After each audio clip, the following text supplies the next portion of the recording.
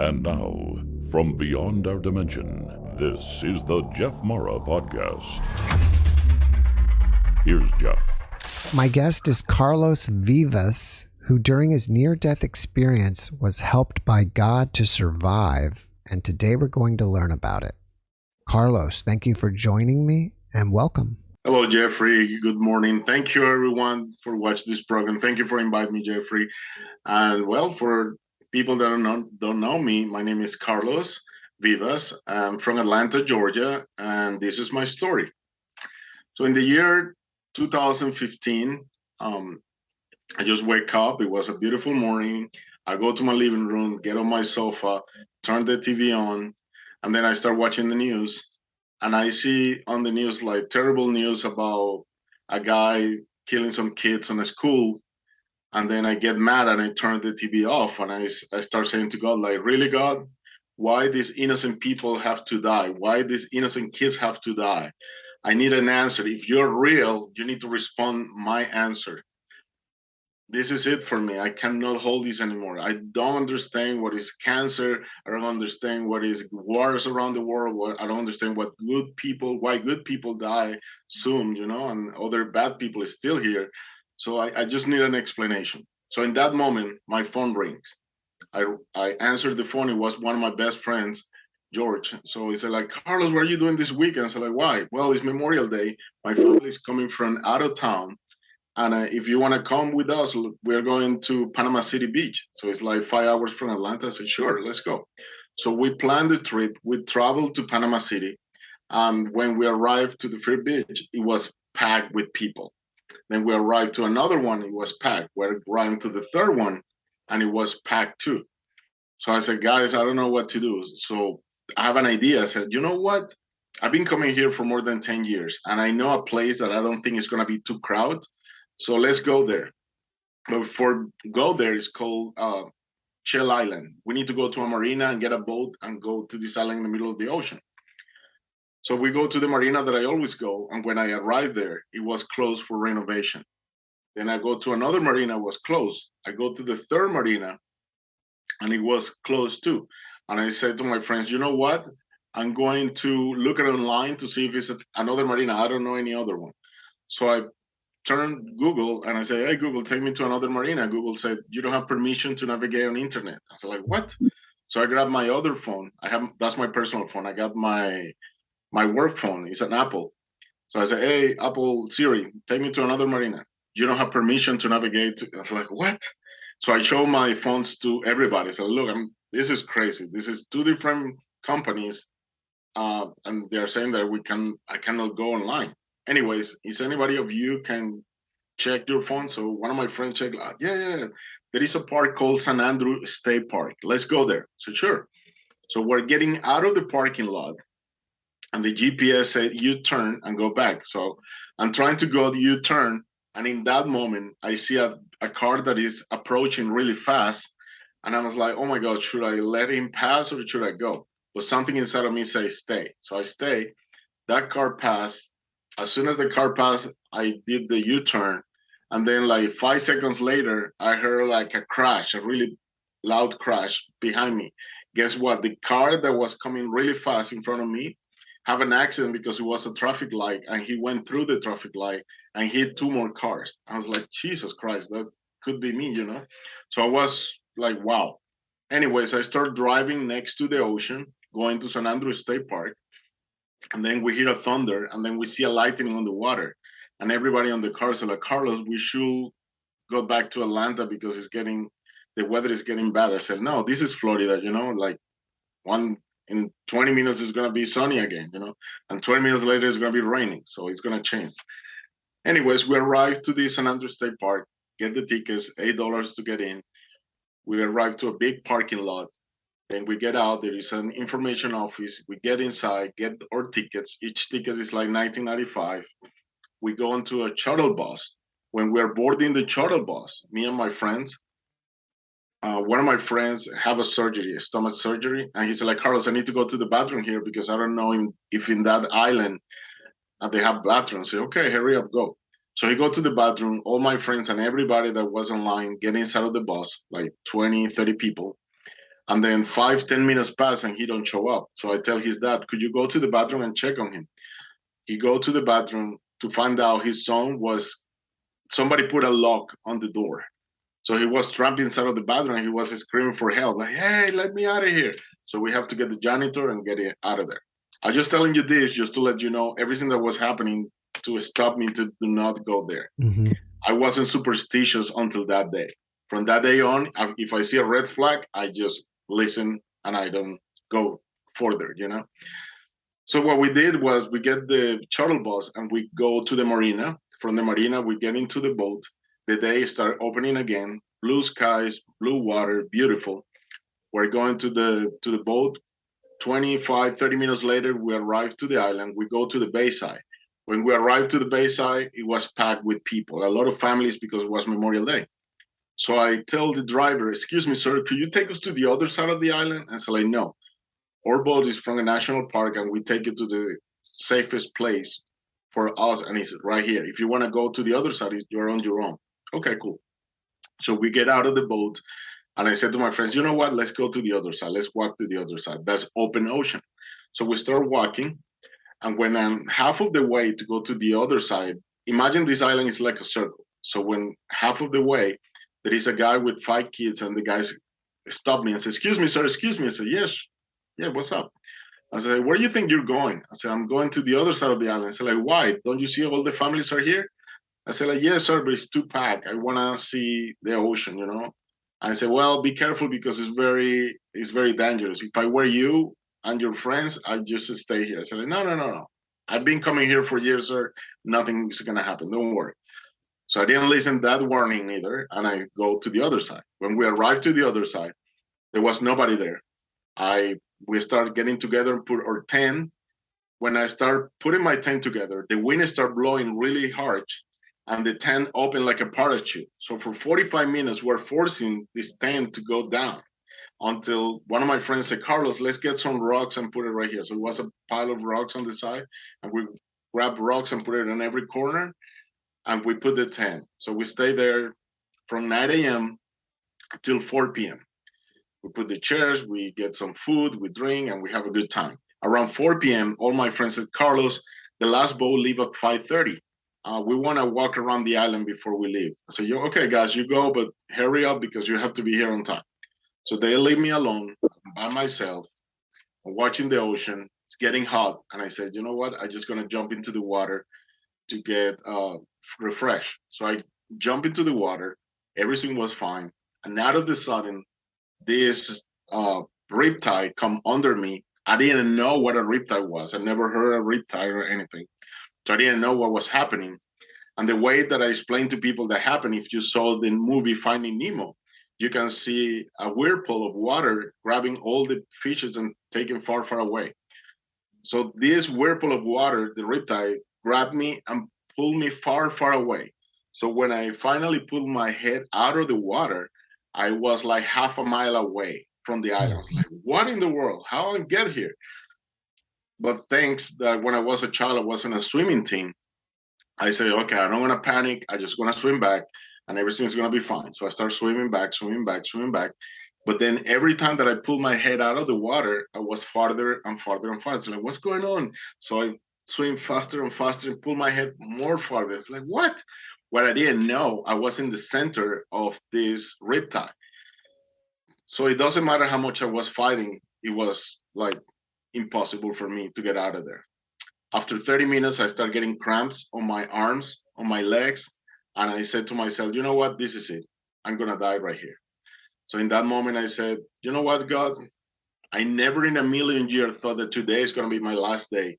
But I just want to say thank you. Before you take me, I want to say thank you for my mom. Thank you for my dad. Thank you for my brothers, my sisters. Thank you for everything you gave me. And I'm sorry if I did something wrong. And as soon as I said that, I hear a voice behind me that said, very soft voice that said, ask for help. And I look back and I don't see anyone. It's like, what? And then I heard again, ask for help. And then I said, you're really here? Who's here? I mean, I've been here for over 30 minutes and I need your help. I mean, who are you? Come on, show up. Nothing. And then Minutes later, I heard the voice again. I told you to ask for help. I was like, oh my God, okay, okay, okay. So I start waving my hands, help, help, help, because this voice is still insisting behind me. But for me, it was no way in the world I'm going to get out of there, right? So when I'm waving my hands at the end of the island, one of my friends get out of the group because he felt something was wrong. So he went to the tent. He didn't saw me there. He went to the beach. He didn't saw me at the beach. He went to the top of a hill, and from the hill he saw me. So when he saw me, he started jumping. Carlos, I'm gonna call 911. Hold on, hold on, hold on. But guess what? He didn't call 911. He went back to the tent, grabbed some tubings, went back to the top of the hill, and I started dropping the tubings. He thought the tubings are gonna magically fly where I was. And another thing that happened to this guy, 2 years prior to this, he was swimming with another friend on a lake here in Atlanta. It's very famous, called Lake Lanier Island. And it was 4th of July, I think it was. And he left the lake, but the guy is still swimming, his friend, and then his friend died drowning. So when this was happening to me, he said, like, oh my God, this is happening again. This time he's not gonna die. So he was desperately, hold on, because the tubing didn't work. He said, I'll be back. So he went back to the other side of the island, grabbed everybody that was getting into the boat, bring like a lot of people. Then 6 guys jumped from the rocks and everybody was swimming my way to rescue me. And I said, God, thank you, they're gonna save me. And 10 minutes into people getting into me, nobody could reach me.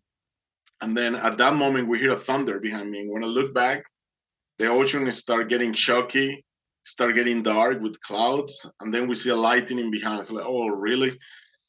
So in that moment that everything started getting bad behind me, all the people that's trying to help me turn around. And I say, okay, I mean, I don't blame them because they don't know me and they don't want to die for a God they don't know. So I say, okay, God, you know what? From this moment, I surrender. I don't want to fight anymore. You know, if it's my day, it's my day. So in that moment, I say, surrender, do whatever you want.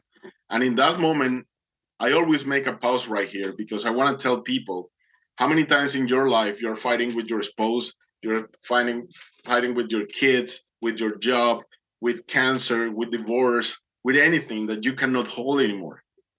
And the only thing that you have to do is surrender, you know?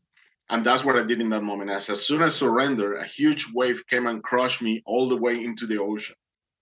When I was underwater, I opened my eyes and I see far, far away a big shadow that's coming my way. I didn't know what it was. I thought it was a shark. So I covered my face just waiting for the bite. I was like, ah. And in that moment, this thing came, grabbed me by my stomach and pushed me all the way up. And as soon as it pushed me all the way up and I get out of the water, I see that it's a huge dolphin. And when I see the dolphin, I couldn't believe it. So I grabbed the dolphin by the tail. I didn't have any more energy on myself. So I grabbed the dolphin by the tail. I start crying right there. The dolphin didn't move. It was just static right there. 10 minutes later, a feature boat show up in front of me. And this guy started yelling at me like, hey, son, I can't save you, but I cannot get close to you because the waves, they are so big. So I'm going to hit you with my boat. So I'm going to throw you a rope. So he threw me a rope. I go to the boat. The dolphin is still next to me. And as soon as I get to the boat, I get air because I've been there for like 45 minutes to an hour. And then the guy starts screaming at me, like, what are you doing? What are you doing? I was like, sir, I'm so tired. I have cramps all of my arms and my legs. I said, like, yes, but I have a problem in my boat. I said, a problem? What happened? I said, my body's sinking. I said, your body's sinking. I said, yeah, you need to hurry up and get in. Go to the back. There's some steps in there. So I go to the back. Like I said, the dolphin's still next to me. I see the steps. I jump inside of the boat. As soon as I jump inside of the boat, the water was like this. And I was like, oh my God, the whole body's floated. Do you have any bucket? I take the water out. I said, I don't have any bucket. I was like, oh my God, oh my God. I said, like, no, come on, sit down. We don't have time for this. We need to get out of here. So sit down. So I sit down. I start checking because it was cold. And then this guy asked me, like, okay, are you okay? Yes, I'm fine. What happened to you? I said, a whirlpool of water brought me here, riptide. Okay, where is your family and friends? Everybody's there. Let me ask you a question. Where are you from? I say, I'm from Atlanta, Georgia. What about you, sir? I say, I'm from Atlanta, Georgia, too, and we're in Florida. And what part? I say, I'm from Duluth. What about you, sir? I'm from Norcross. Duluth and Norcross is in front of each other. So, and we're neighbors, too. That's crazy. And as soon as I said that, the guy's like, oh, my God, look behind you, look behind you. I was like, what?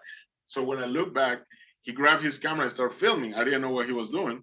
So when I look back, the dolphin started jumping behind of the boat and it started following us all the way around the island until we get to the bayside.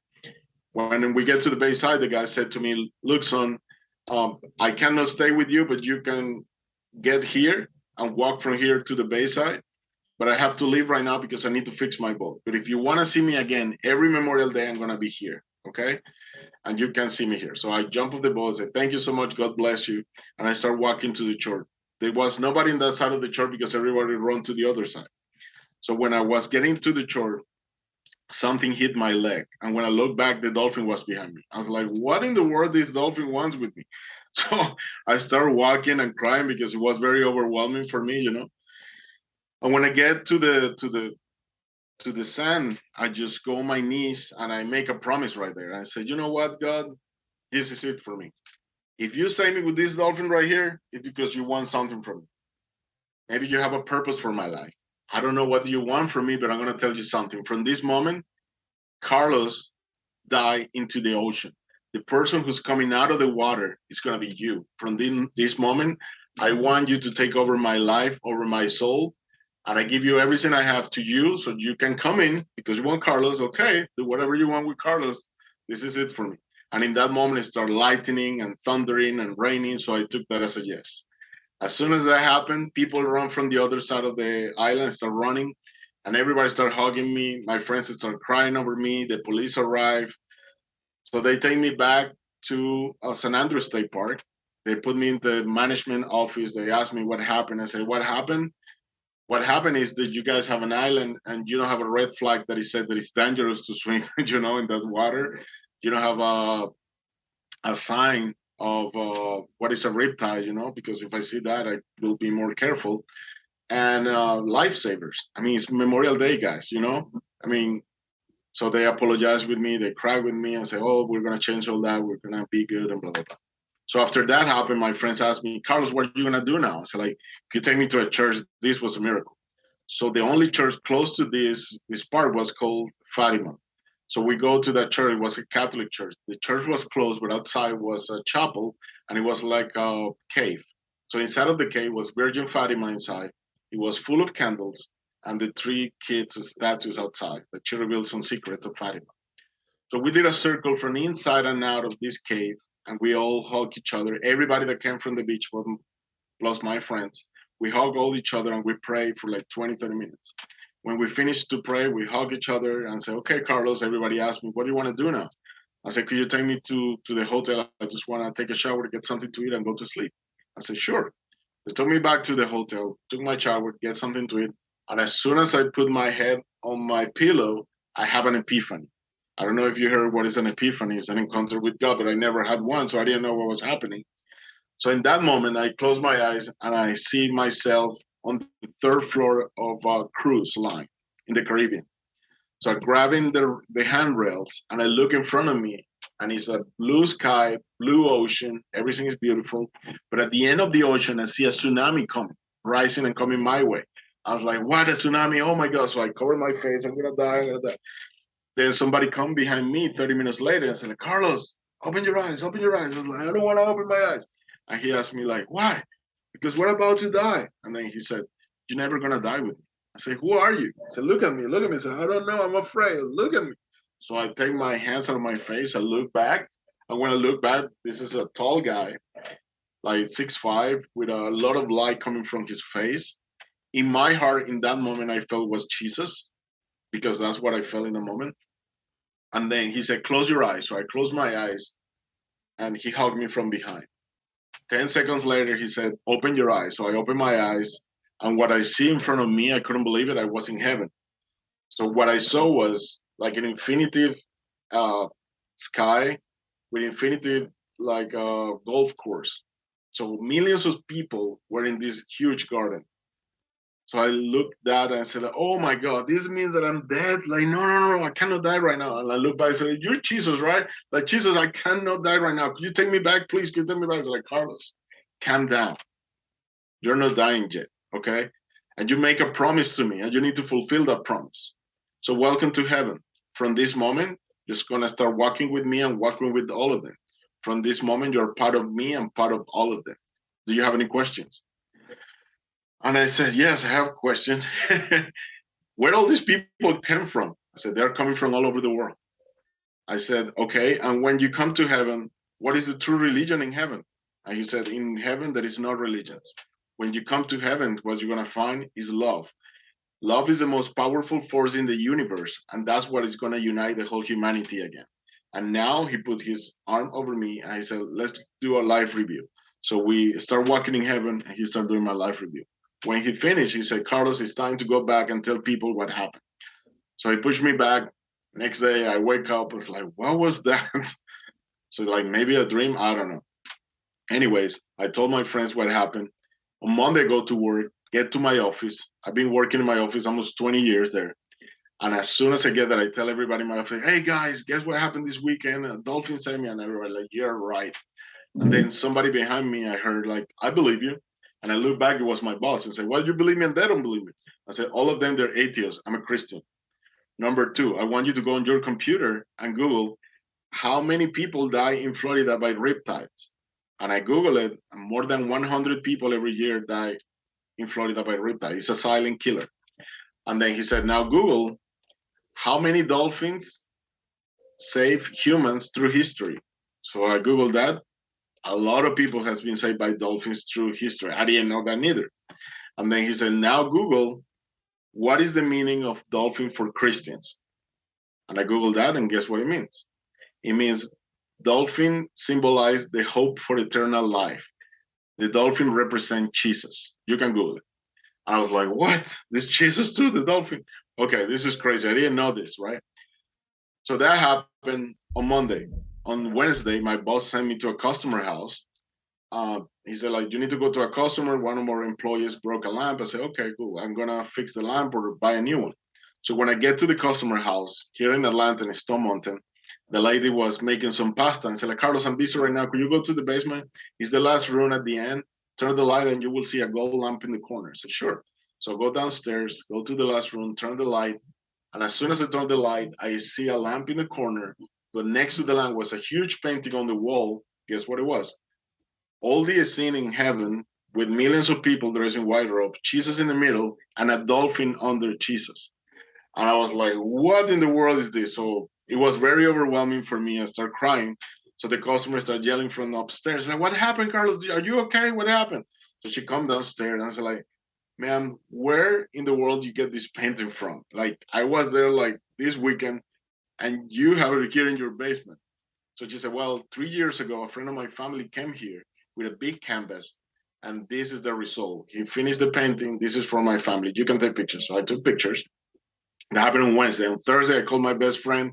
He said, Carlos, you need to go to church. After I told the story, he said, a testimony. I said, like, are you kidding me? I will never say that story to anyone. People is gonna think I'm crazy, you know. Like, no, I no, yeah, dolphins say me no. And then my friend Carlos, if that happened to you, people need to know what's going on. And I said, okay. After an hour, he convinced me, and I said, okay. On Sunday, I go to his house. So when Sunday arrived, I went to his house. He lived 1 hour away from me in Woodstock, Georgia. And when I arrived there, we get breakfast with his wife. And after that, he said, okay, let's go to a church. What church you want to go? So like, it doesn't matter for me because Jesus said it's just love. So whatever church you find. So we Google a church, and the closest church to his house was called St. Michael the Archangel. So we go to the church. He never been there. I never been there. As soon as we're parking, there's hundreds of cars in the parking lot, and there is a celebration. So there's music, there are balloons everywhere, and a lady next to me, I asked, excuse me, ma'am, what's going on here today? She said, well, used to be a little church, but today we're inaugurating a big cathedral. So you guys came at the time of the inauguration. I said, oh, cool. So we saw the whole inauguration. And at the end, I spoke with the priest, with my friends. And the priest said, you have a testimony you can tell at the end of the mass. Okay, cool. So the end of the mass end. And I go to the stage with a microphone. I was nervous. I start telling my story of the dolphin. And when I'm middle of my story, a 17-year-old girl raised her hand. Said, excuse me, sir, excuse me. I said, yes. I want to ask you a question. Sure. How Jesus was with you? He was behind me. How he was dressing with a white robe? Where you were in front of him? what Jesus was doing. He was hugging me from the back. Why? And she said, you need to see this. I said, what are you talking about? So she grabbed her hair. She had a black long hair. She put the hair in front of her and she turned around. And as soon as she turned around, she had a printing in the back of the teacher. And it was an image of Jesus hugging a guy. And it's this image right here. Mm. So she asked me, it was like this? I said, yep, it was exactly like that. So anyways, everybody at church is like, oh my God, you guys planned this, you guys did this. Like, no, I don't know her and I never see that painting before, so I don't know. So after this, I go home and I go to my computer and I Google Jesus hugging a guy. And this image come out. And they come out with a story. And this is how my story ends. When I'm looking, I found the story about this painting. It was painted in the year 1992. This is a real story.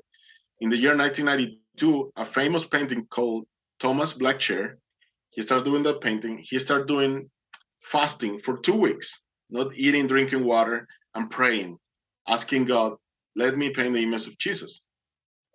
So 2 weeks later, he started doing the painting. And in the middle of the painting, the Holy Spirit showed up and said, Thomas, it's a beautiful painting, but now you need to write a book because you need to explain to people every part of that painting. I said, like, what am I going to explain to people? I said, well, in this painting, you have the darkness that we all have. You have the love of Jesus, the illumination that we all have. So you need to explain everything in that book. So he wrote the book, and guess what's the name of the book? It's right here. It's called Forgiveness. So in this book, he explained everything about that painting. And guess what? This book is connected with the last message that Jesus gave me in heaven. He said, Carlos, in order for people to continue living in this world, they need to forgive. 3 people they need to forgive. Number 1, their parents. Why? It doesn't matter if they hit you. It doesn't matter if they abandoned you. It doesn't matter if they didn't like you.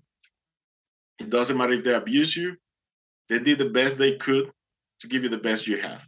He said, Jesus said, more than 98% of people around the world have childhood trauma, and we need to fix that.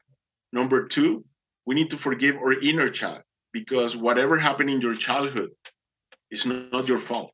It's not the baby that you carry inside of you, you know? So it's time to grab that baby and say, you know what? Everything's going to be fine from now on. And don't bury that baby, because in our life, we don't want to look back and see what happened to us when we were kids, you know? But it's not our fault. So from that moment, is embrace that kid and let's go. Everything's going to be fine. And number 3, to forgive every person that come to your life and harm you in some way. Why? When you forgive your parents, your inner child, and the people that harm you, you're not forgiving them. You're forgiving yourself.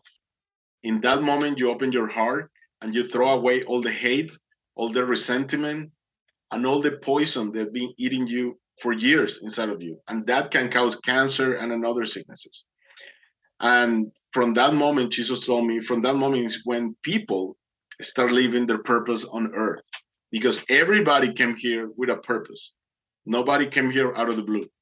And what is the biggest purpose? And everybody's looking like, oh, what is my purpose? What is my purpose? Very easy.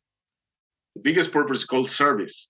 What Mother Teresa of Calcutta, Mahatma Gandhi, Nelson Mandela, Martin Luther King, Princess Diana did, service. Why service? Because they left a blueprint in this world. When you die, you don't want to take your house, your Bitcoin, your money, your job, your titles. You don't want to take anything. What you're going to take is how many people you help, how many people you give advice, how many people you give shelter, you give food. What was the message that you left for people around you, in your community, in your family, in the world? So now I ask you, what are you doing? And everybody that's watching, what are you doing today to leave a blueprint of your life that's going to help this world to be a better world? And that's my story. In the beginning, when you were in the ocean and you heard that voice, do you think that was like an angel or your guide, or do you think that was also Jesus speaking to you? I believe it was Jesus talking to me. That's what I felt in that moment, yeah. Because it was a higher voice. This is not the first time that I have these experiences. in the past, I have this another experience like near death, but this was one of the biggest ones that I had. And it's not that I'm looking for this; it's just happened out of the blue, you know. And I don't know if you know, but when I was 14 years old, was one of my first experiences. I started feeling bad at school. I didn't want to say anything to my mom because you know in the 80s, parents were more strict with with us, right?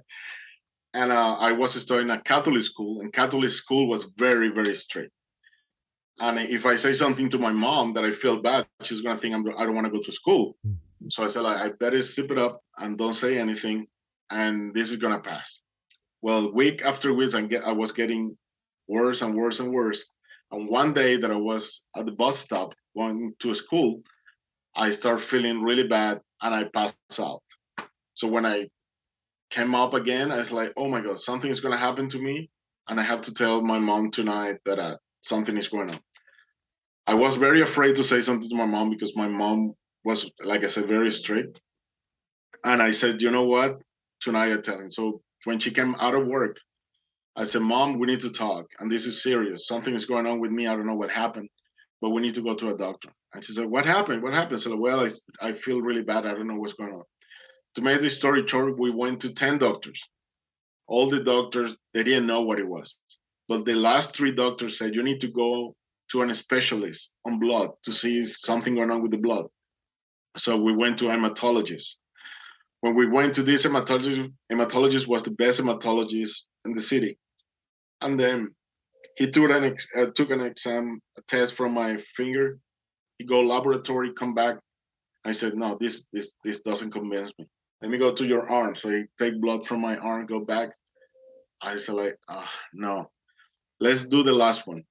So he's go with my mom and dad, talk on the side with them. And they say, okay, Carlos, I need you to go to my office. I'm gonna put you 5 shots in your bag. I said, okay.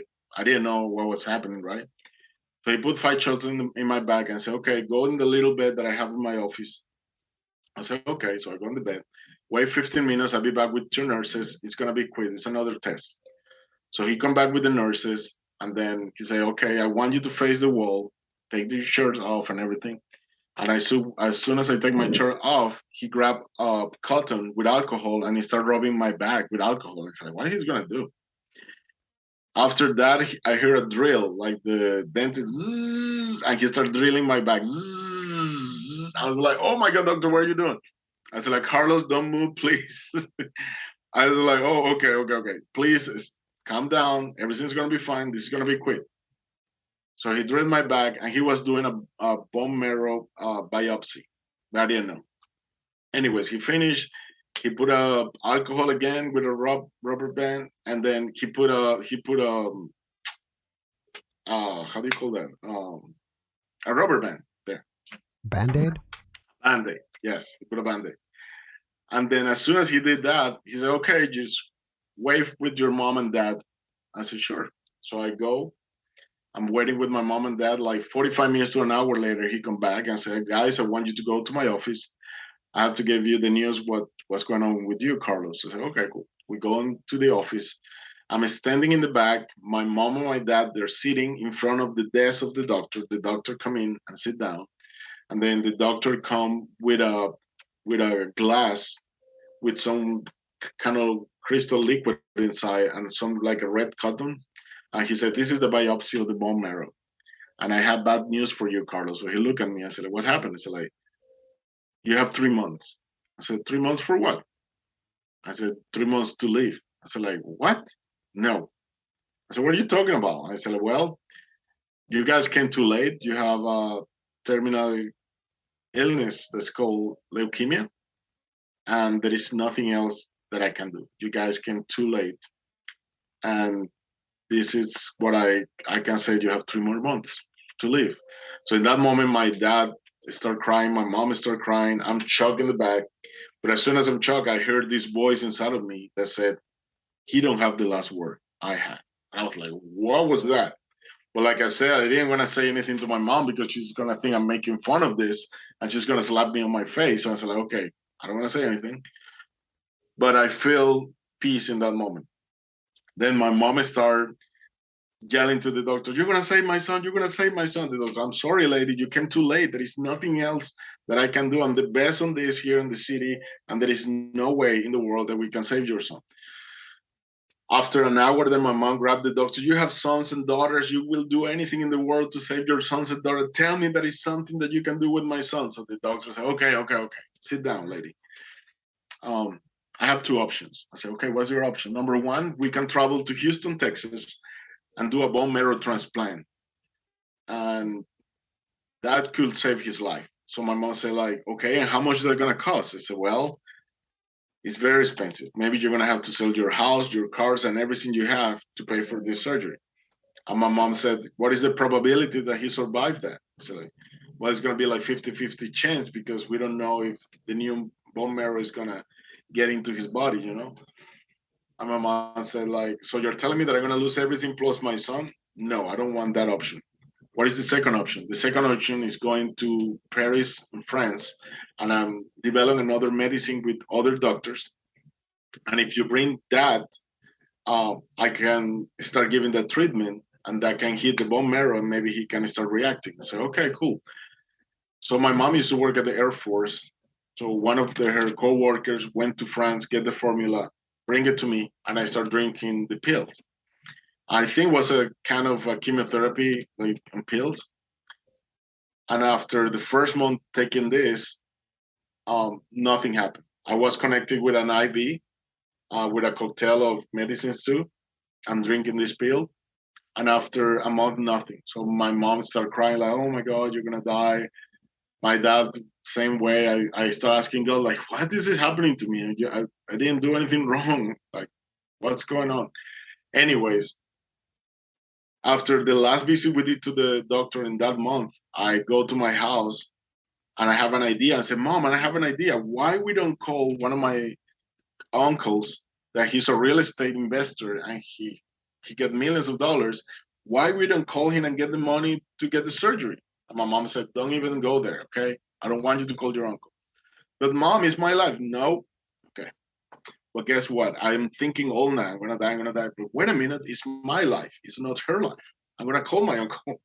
So when my mom went to work, I grabbed the phone and I called my doctor. I mean, my uncle without my mom permission, right? So I spoke with my uncle. "Hey, uncle, it's Carlos. You know, this is going on. I need your help." And I tell the whole story. And when I finish, he said, "Carlos, I'm sorry, but I cannot help you." And he hung up the phone. So my mom was right. So in that moment was when the miracle happened. I started crying. I said, "Okay, well, I guess I'm gonna die." So I start crying and I go to the floor on my knees and I say, "Okay." And then I start hitting heat all over my body. I said, "What is this?" And then something came to my mind. I said, "Remember, there is a God that can help people if you pray with all your heart. And He will have saved another people. I'm not the only one." So I stand up. I say, "Okay, God, let's do a deal right here. If you save me right here from this cancer, I promise that I'm going to tell everyone that don't believe in you that you're real because you saved me. I'm going to be a living proof, you know?" And from that day, I start praying and praying and praying. And I started doing, nobody told me this. At that time, no, I never heard about this, but I started visualizing my future, that I get a job, I bought a house and everything, right? So after a month, I start feeling better and better. After 3 months, the treatment ends and I have to go back to the hospital. And as soon as I get to the hospital, the doctor put me on the CT scan. So they put me in the machine, the CT scan. When the CT scan get out, he get the results later. He called us to the office and he said, "I don't know what happened, but everything disappeared." So my mom is like, "Wow, this is a miracle, doctor. I'm so happy. Oh my God, oh my God."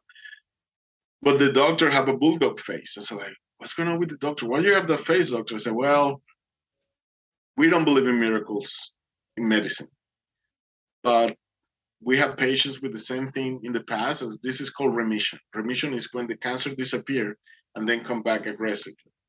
And my mom, "No, doctor, this cannot be." And in that moment, I heard the voice inside of me saying, "Carlos, don't worry, this will not happen to you again." And from that day until today, I've been healed. So yeah, that was one of my first experience with God. That's amazing. Between that illness and your NDE in the ocean, where Mhm. are you still telling the world about your cancer illness, or is it possible that you kind of stopped and so you had another incident that kind of, brought you back to preaching again, not preaching, but telling the world your story again? Okay, remember I was a kid. I was 14 years old. So who kid is going to be preaching on the streets telling this story? Nobody, right? So of course I didn't say anything to anyone. So I like I told God in that moment, I wasn't making my word, like I said to him. And I think and I believe that's why the NDE came, to remind me that I have a promise that I have to fulfill. So after my incident, the the only place that I was going was people that have cancers. So if I go to a hospital to visit a family member or a friend, I will tell my story so they get encouraged and do what I did. So I was telling the whole thing.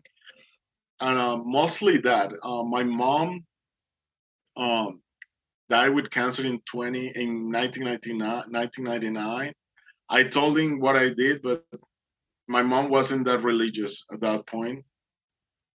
But I think it was a second red flag for me to tell this to the world. And this time it was so impactful in my life that I said, okay, I need to go out and tell my story to the world, because if this happened to me, people need to know. After the NDE in the ocean, Mhm. in what other ways have you changed your life? Well, after my NDE, one of the things that happened to me in my life is I'm not afraid to die anymore. So all that disappeared. Another thing that I feel after my NDE is to be the best version of myself and help everyone around me, in my family, my friends. Um, I believe after my NDE is to leave my blueprint, because I understood everything about love, like what I was listening from childhood to now about love and love is the answer and all that, I didn't believe in that. Now is in my heart. It's encrypted in my heart. And what is the better thing that I can do? Show the world. If this happened to me, I'm a manifestation of this, So yeah, my life changed immensely. I stopped watching TV. So after my NDE, I stayed 2 years on the weekends that I was off from work, traveling to waterfalls. So I was a waterfall chaser. And I stay in contact with nature. Why? Something in my heart was telling me when you are with nature, you are in contact with the creator, you are in contact with God. So I used to go to the ocean, to the beach and all that. But I stopped watching TV because TV give you too much fear and stuff. So I didn't want to be connected to that. And helping people, I think that was the best. I like to cook too, so I used to call friends, hey, let's make a meal, let's connect. And after the pandemic, everybody disconnect, and it's really hard for a lot of people to reconnect again. So the way that I'm doing with my family and friends is making some gatherings with food. I cook a lot, so and people love my food, so that's the way that I connect with people, and I tell my stories too. But yeah, that's how I change. After either the first or the second one, Mm-hmm. did you recognize that you had any new abilities that you didn't have before that could be considered psychic? Well, what happened after and before, this was before my 14 years old. When I was like 6 or 7 years old, our neighbors next door were Mormons, the religion Mormon, and they used to invite us to a lot of field trips. And I remember that that day that the Mormons came to my door and asked my mom, "Hey, can we take Carlos to the beach?" And my mom said, "Carlos, you want to go?" I said, "Sure." Okay. Next morning at 7 a.m., sure. So the next morning, when the neighbors come to my house, I heard the bus. There were two buses, one for the girls and one for the boys. So my mom, Carlos, the bus is here. Come on, let's get out. Come on, come on. Everybody's waiting for you. And I was sleeping. So my mom come to my room, opened the door and said, like, Carlos, come on, you coming or not? Don't leave these people waiting. And I think that was one of my first big experience, 6 years old. I felt something really big. And this, I believe, was my guardian angel. It was something huge pushing me on my bed, but I couldn't see it. It was like Yokozuna, like a huge giant pushing me on my bed. So I was pushing down on my bed. I was like, Mom, help me. There is something on me. But she thought I was joking. Like I was like, mess it up. I was like, Mom, please. And she's like, no, you don't want to go nowhere. So she closed the door of my room. She go with my neighbor and she said, I'm sorry, Carlos is not going. Don't worry, just go to yourself with everybody else. So the neighbor said, look, my phone is not working. I don't know what happened in my house. Can I receive the calls in your house from the parents? And my mom said, sure, yeah, it's okay. So the whole day, my mom is cleaning the house, she's cooking, I'm in my room watching cartoons. And around 4 p.m., the phone rings in the living room. So my mom grabbed the phone, I'm in my room, and my mom's like, What happened? So my mom said, Carlos, I'm going to go to the neighbor's house. The fire department wants to talk to her. I didn't know what. Okay, Mom. So she go to the neighbor's house.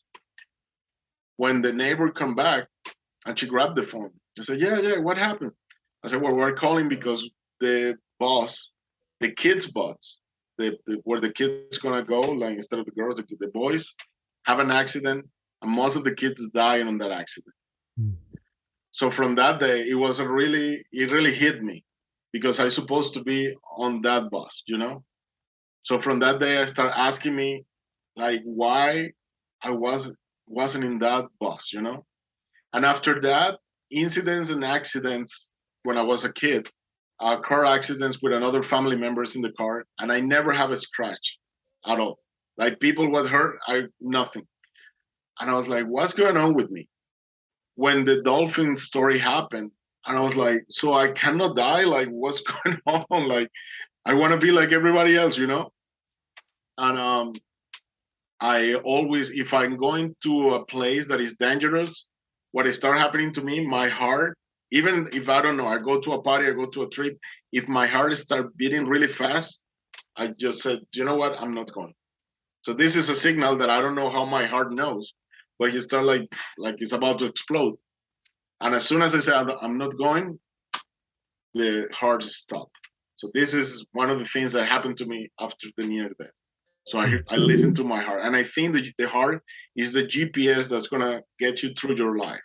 There is a really good movie. It's called The Power of the Heart. Watch it. It's talking about how the heart have that sixth sense that can tell you what could happen in the future. Don't ask me how, but this is how I feel. Has the memory of the experience in the ocean faded over time? No.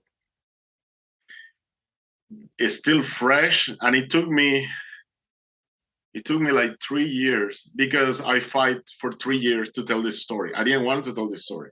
So a lot of miracles start happening in front of me. And I was like, no.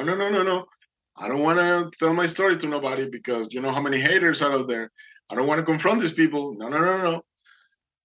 So God started manifesting miracles in front of me and in front of people. So people was watching. I was like, oh Lord, like please don't tell me to do this. But of course, I have the promise that I have to tell the story. And after 3 years, believe me, I run, I hide, I cry. I did everything I could. I said, like, okay, I cannot escape from you. What do you want? And I heard, I want a book. I'm not a writer. I don't have time to do a book. I don't have the money to write this book. I'm like, how in the world? I want the book. Okay, let's do something. If you want this book, you need to put in my life the people that's gonna do this possible. And guess what? Little by little, the publisher show up, the money show up, everything starts showing up in my life.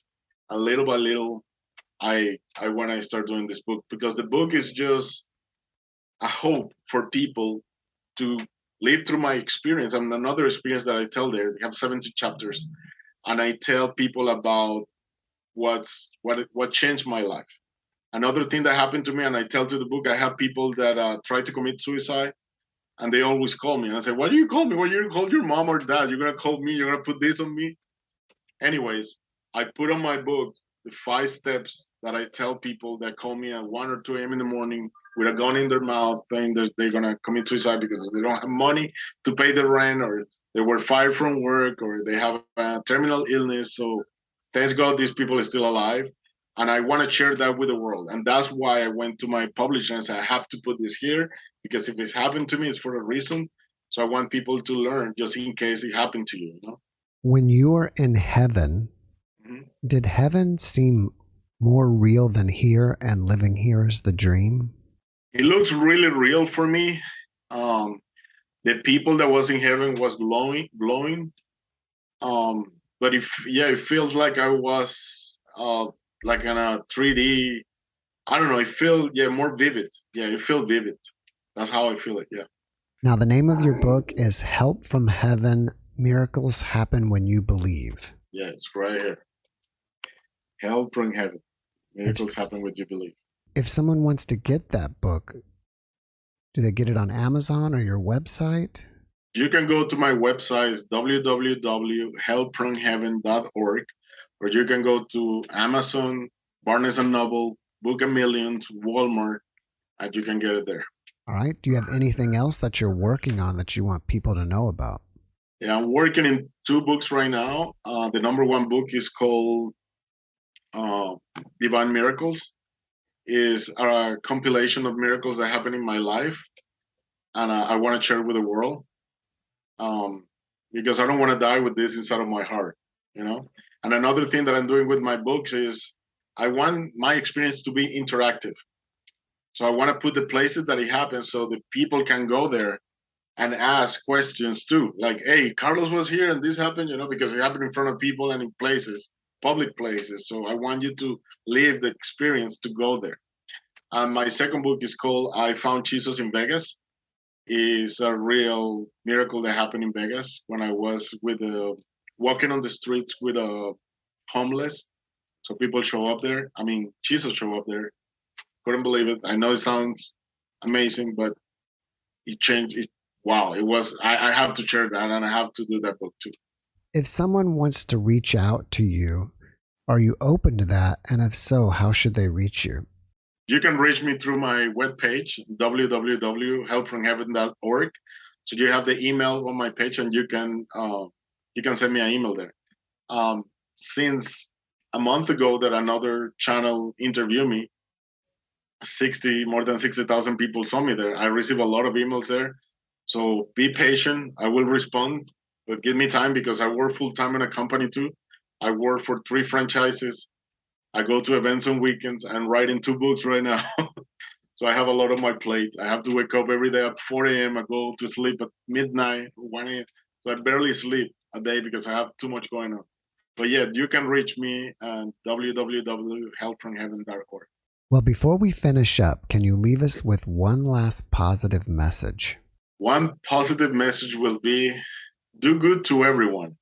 It doesn't matter if people treat you bad. You know, since we born kindly. We born good people. And give your life to others. Give your heart to others. Be an example for others, for your family, for your kids, for your community.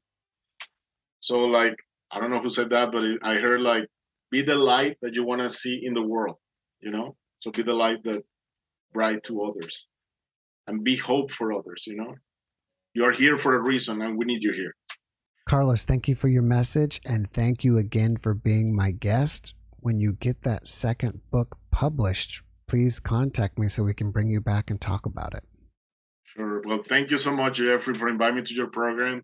I really have a good time. I feel like we were just drinking coffee in a cafeteria, 2 friends. So I really enjoy to be in your program. Thank you, and God bless you. Thank you, and God bless you. Thanks for watching the JeffMara podcast. I really appreciate you. Another way to show support is through YouTube memberships. And if you do, there are loyalty badges and other perks depending on your level of membership. All you need to do is click the join button underneath the video to find out more. Thank you for your support.